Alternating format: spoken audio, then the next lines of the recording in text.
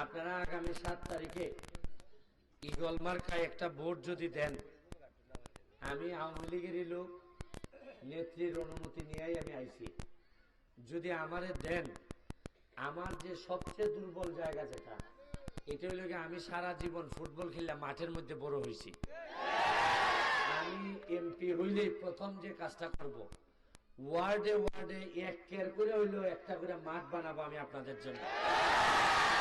এবং আরেকটা কথা, যেটা অন্য কোনো বাংলাদেশের কোনো উপজেলায় হয় নাই, এটা হইল গিয়ে মাঠের মধ্যে সরকারি ভাবে রেগুলার বল সাপ্লাই দেওয়া হবে, যাতে সব বাচ্চারা খেলতে পারে। কোনো বাচ্চার বাবা আমার কাছে গিয়ে কান্নাকাটি করা লাগবে না যে একটা বল দেব।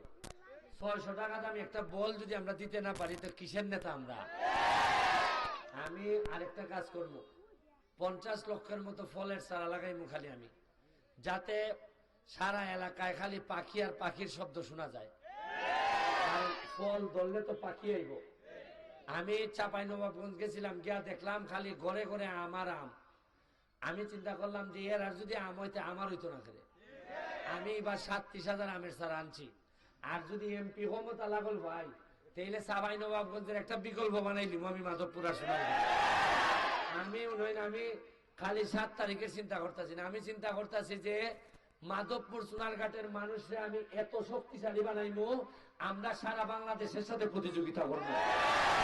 আমি আরেকটা কথা, আমি হিন্দু, বৌদ্ধ, খ্রিস্টান, এদের যারা মাইনরিটি আছে তাদেরকে সর্বোচ্চ নিরাপত্তার ব্যবস্থা আমি করবো।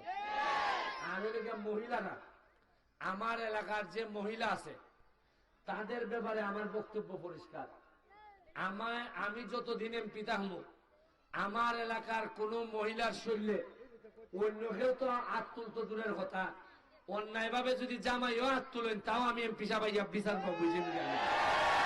আমি মনে রাখি যে মহিলারা যদি শান্তিতে না থাকে, আমার বোন যদি শান্তিতে না থাকে, আমার মা যদি শান্তিতে না থাকে, তে ছেলে হিসাবে আমি কোনোদিন সুখী থাকতাম